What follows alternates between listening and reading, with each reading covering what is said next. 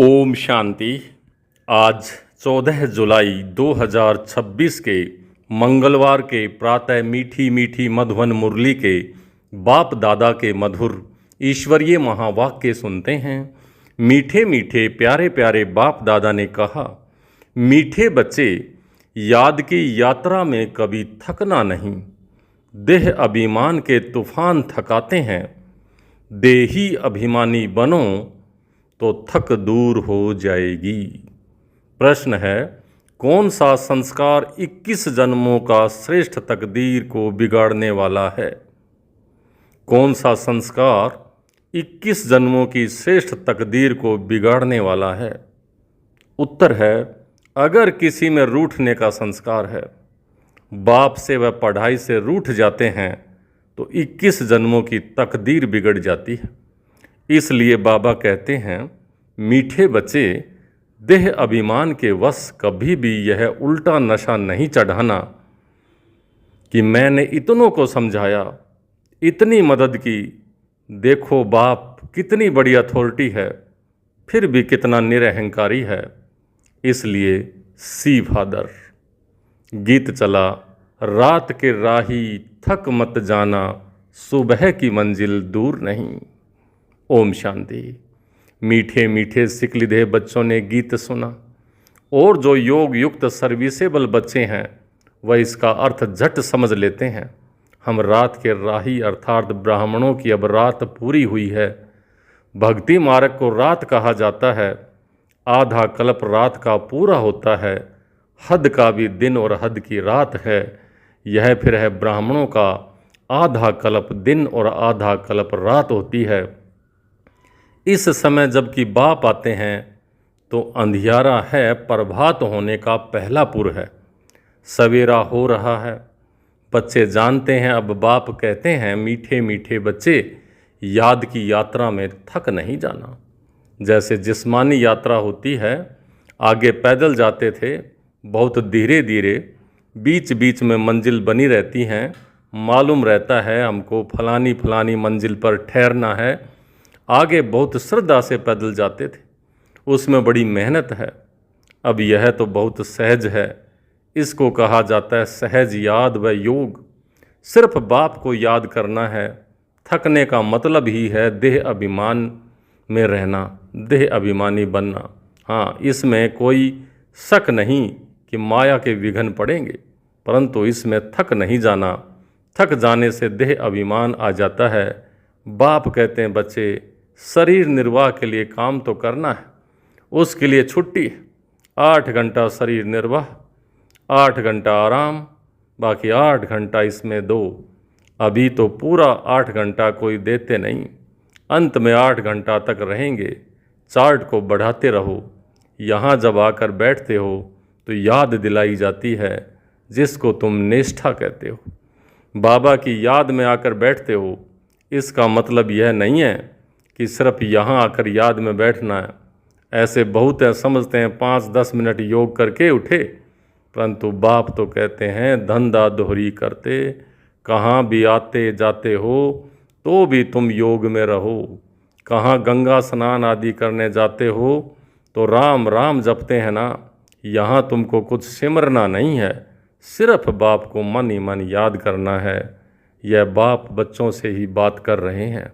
तुम्हारा कल्याण ही है याद की यात्रा में, इसमें थकना नहीं है। इसमें तूफान बहुत आएंगे।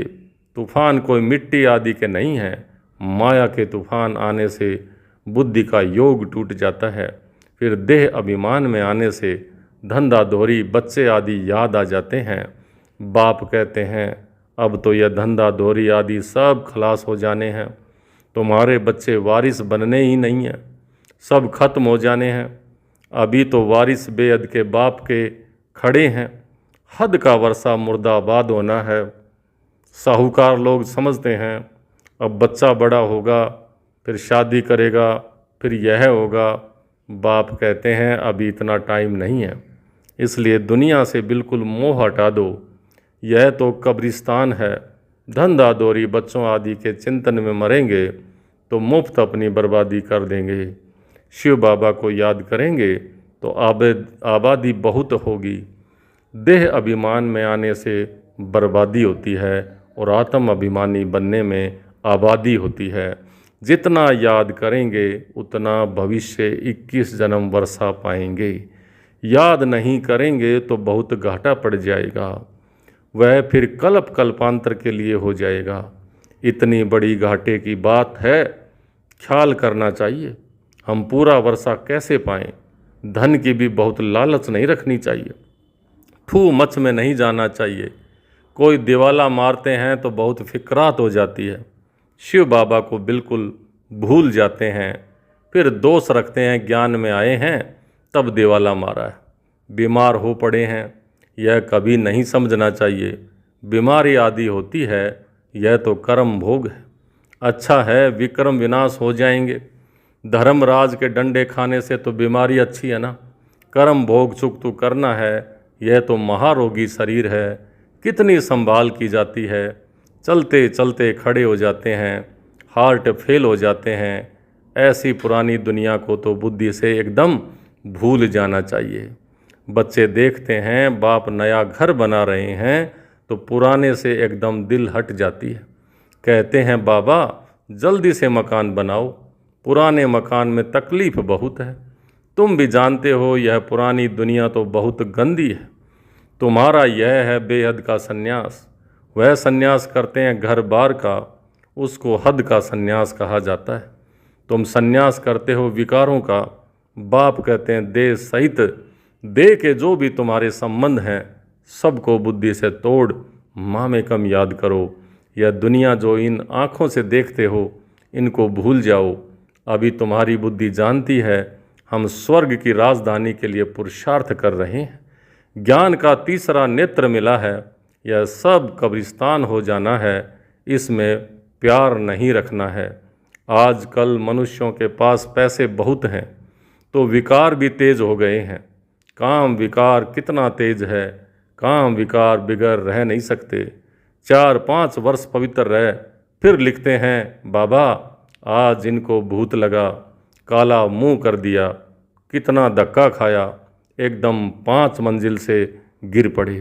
पहले पहले है दे अभिमान, ऊपर से गिरा ठक पुर्जा पुर्जा हो गया। खलास हड़गुड़ बिल्कुल ही टूट जाते हैं। फिर पुरुषार्थ करने में टाइम लगता है। यह है सबसे बड़ी चोट। इसलिए बाबा कहते हैं काम महाशत्रु है। विकार को ही पतित पना कहा जाता है। कहते हैं बाबा हमको पतित से पावन बनाओ। भारत में ही संपूर्ण निर्विकारी थे ना, भारत ही निर्विकारी था, अब भारत विकारी है। संपूर्ण निर्विकारी सूर्यवंशियों को कहेंगे। भल रामचंद्र के राज्य में भी विकार की कोई बात नहीं रहती, परंतु कला तो कम हो जाती हैं। 1250 वर्ष कम हो गए तो वह दुनिया की ताकत तो कम हुई ना। इसलिए उनको सतो प्रधान फिर त्रेता को सतो कहा जाता है। तुम चाहते हो हम मम्मा बाबा को फॉलो कर सूर्यवंशी महाराजा महारानी बने, इसमें तकलीफ व खर्चे आदि की तो कोई बात ही नहीं है। इसमें मुख से कुछ बोलना भी नहीं है, सिर्फ याद करना है। इसको ही सहज योग कहा जाता है। इसमें बड़ी मेहनत चाहिए। बाबा के आगे तो सब महारथी हैं। इसमें योग पूरा चाहिए तब कुछ तीर लगे। योग बल है ना, योग की बहुत कमी है। विघ्न भी योग में बहुत पड़ते हैं। बेहद का बाप मीठे मीठे बच्चों को बैठ समझाते हैं, बच्चे बाप से व पढ़ाई से कभी रूठना नहीं। रूठेंगे तो 21 जन्म तकदीर से रूठेंगे। बड़े अच्छे अच्छे बच्चे भी रूठ पड़ते हैं। नशा चढ़ जाता है देह अभिमान का। मैंने इतनों को समझाया, देह अहंकार आने से गिर पड़ते हैं। इसमें अहंकार नहीं आना चाहिए। शिव बाबा को कोई अहंकार नहीं है। कितना निरअहंकारी है और है कितनी बड़ी अथॉरिटी। कहते भी हैं मैं साधारण तन में साधारण घर में आता हूँ, साहूकार के घर में थोड़ी ही आता हूँ। तो अब बच्चों को जगाना है। बाबा युक्तियाँ तो बड़ी अच्छी बतलाते हैं। तुम बच्चों की देरी है। ड्रामानुसार अजुन अवस्थाएं जोर नहीं भरी हैं। आगे चल जोर बढ़ेंगी। हम गवर्नमेंट को इतला करते हैं कि इतने इतने वर्षों में स्वर्ग की स्थापना हो जाएगी। यह अखबार आदि में मनुष्य पढ़ेंगे तो आकर तुमसे पूछेंगे कि थोड़े वर्ष के अंदर स्थापना होगी तो फिर विनाश भी जरूर होगा। ढेर आएंगे, यह प्रॉपर्टी आदि थोड़े समय के लिए हैं। इस प्रॉपर्टी को तुम कोई प्रॉपर्टी थोड़े समझते हो। तुम जानते हो यह तो थोड़े रोज के लिए, यह मकान आदि रहने के लिए बनाए हैं, क्योंकि मधुबन में बहुत बच्चे आते हैं रिफ्रेश होने के लिए। हेड ऑफिस मधुबन है। आज तुम क्या करते हो, कल क्या करेंगे। यहाँ तपस्या करते हो, फिर दिल्ली वृंदावन आदि में जाकर राज्य करेंगे। हमारा यादगार कैसे खड़ा है, यह अच्छी रीति दिखाना है। जो काम हम अभी कर रहे हैं 5000 वर्ष पहले भी किया था। पहले पहले शिव बाबा के मंदिर बनाते हैं, बाकी दिलवाड़ा मंदिर आदि तो बाद में बने हैं। बुद्धि से काम लेना होता है। दिलवाड़ा मंदिर का भी हिसाब निकाला जाए तो निकल सकता है। पूरा हमारा यादगार है। तुम जानते हो यह स्थापना का यादगार है। तुम मीठे मीठे बच्चों को बहुत खुशी होनी चाहिए। यह सब सर्विस बढ़ाने की युक्तियां निकालनी है।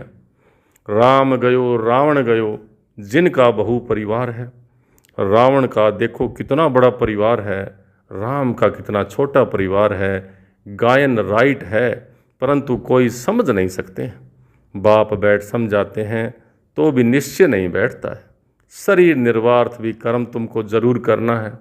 हाँ, जो सर्विसेबल बच्चे हैं पांडव, वह तो गवर्नमेंट से पालना ले सकते हैं। उनकी सारी संभाल हमको करनी पड़े। अवस्था बच्चों की ऐसी होनी चाहिए, बाबा की याद में इस दुनिया का सब कुछ भूलना है। याद की यात्रा में जो पक्का मस्त रहेगा, उनकी अवस्था भी बहुत मजबूत होगी। जैसे कि शिव बाबा की याद में रहे तुम शरीर छोड़ते हो। सन्यासी ब्रह्म की याद में शरीर छोड़ते हैं तो भी वायुमंडल में बिल्कुल सन्नाटा हो जाता है। बाबा को अनुभव है। मनुष्य मरते हैं तो घर में सन्नाटा हो जाता है ना। इसमें भी ऐसे ही होता है। पिछाड़ी में जैसे कि सब कुछ भूल जाते हैं। अब हमको वापस घर जाना है। देह अभिमान छूटता जाता है। पिछाड़ी में शरीर खुशी से छोड़ना चाहिए, हर्षित मुखता से। बस हम कहाँ जा रहे हैं, ऐसी अवस्था जब होगी तब विजय माला में पिरोने लायक बनेंगे। तुम्हारे में शांति की करंट है। कोई भी आते हैं तो कहते हैं यहाँ शांति बहुत है। यह है रियल शांति। आत्मा शरीर से डिटैच हो जाती है। तुम जानते हो हम आत्मा शांत स्वरूप हैं। हम अपने स्वधर्म में बैठ जाते हैं। कर्म के बिना तो कोई मनुष्य रह नहीं सकते। वो लोग हठयोग से क्या क्या नहीं करते हैं। तुम अब समझते हो हमारा स्वधर्म ही शांत है। यहाँ हम आए हैं पार्ट बजाने, अब वापस घर जाना है। बाप कहते हैं मुझे याद करो और घर को भी याद करो। बाप को भी याद करने से वर्षा मिलेगा। बाप कहते हैं मुझे भी घर में याद करो। यहाँ तो मैं टेम्परेरी आता हूँ। तुम्हारी बुद्धि शांति धाम में टिकनी चाहिए, बाबा की याद में। घर का भी वर्षा लेना है ना, वह है आत्माओं का घर। ये है जीव आत्माओं का घर। अपने घर को भी नहीं भूलो, बाप को भी नहीं भूलो। बाप को याद करने से ही पवित्र बन घर चले जाएंगे। ज्ञान को धारण करने से फिर राजाई करने आएंगे नई दुनिया में। जितना हो सके औरों को रास्ता बताते जाओ। Always see father. तुम जानते हो बाप ने क्या किया, सब कुछ माताओं को दे दिया। उसने ही डायरेक्शन दिया कि सब कुछ माताओं की सर्विस में लगाओ। एक को देख दूसरे ने फॉलो किया, स्वाहा हो गए। परंतु फिर जब टिक भी सके ना, ड्रामा अनुसार भट्ठी भी बननी थी।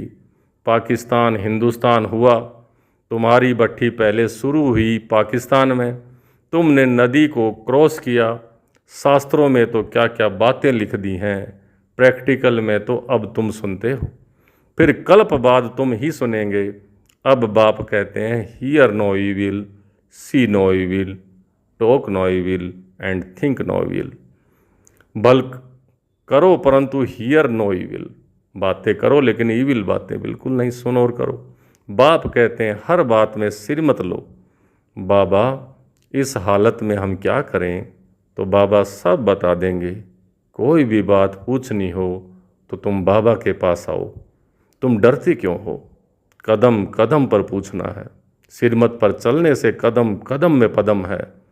तुम्हारा सेकंड बाय सेकंड जो पास होता है उसमें पदम है। तो कितनी कमाई हो रही है। अच्छा मीठे मीठे सिक लिदे बच्चों प्रति माता पिता बाप दादा का याद प्यार और गुड मॉर्निंग। रूहानी बाप की रूहानी बच्चों को नमस्ते। हम रूहानी बच्चों की रूहानी बाप दादा को याद प्यार, गुड मॉर्निंग और नमस्ते। धारणा के लिए मुख्य सार। पहला, विजय माला में पिरोने के लिए इस शरीर से डिटैच होने का पूरा पूरा पुरुषार्थ करना है। देह अभिमान को छोड़ते जाना है। इस दुनिया को बुद्धि से भूलना है। दूसरा, ठू मच धन की लालच में नहीं जाना है। बाप की याद के सिवाय दूसरा कोई चिंतन न रहे। कभी भी बाप से व पढ़ाई से रूठना नहीं है। आज का वरदान, मालिकपन की स्मृति द्वारा हाईएस्ट अथॉरिटी का अनुभव करने वाले कंबाइंड रूपधारी भव। मालिकपन की स्मृति द्वारा हाईएस्ट अथॉरिटी का अनुभव करने वाले कंबाइंड स्वरूपधारी भव। पहले अपने शरीर और आत्मा के कंबाइंड रूप को स्मृति में रखो। शरीर रचना है, आत्मा रचयिता है। इससे मालिकपन स्वतः स्मृति में रहेगा। मालिकपन की स्मृति से स्वयं को हाईएस्ट अथॉरिटी अनुभव करेंगे। शरीर को चलाने वाले होंगे।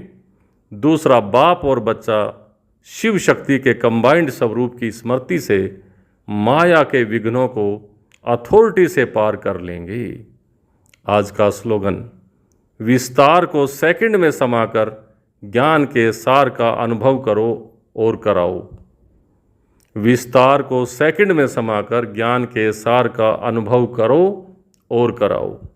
ये अव्यक्ति सारे ज्वाला स्वरूप स्थिति में रह शक्तिशाली याद का अनुभव करो। पाप कटेश्वर व पाप हरनी तब बन सकते हो जब याद ज्वाला स्वरूप होगी। इसी याद द्वारा अनेक आत्माओं की निर्बलता दूर होगी। इसके लिए हर सेकंड, हर श्वास बाप और आप कंबाइंड होकर रहो। कोई भी समय साधारण याद ना हो। स्नेह और शक्ति दोनों रूप कंबाइंड हों। अच्छा, ओम शांति।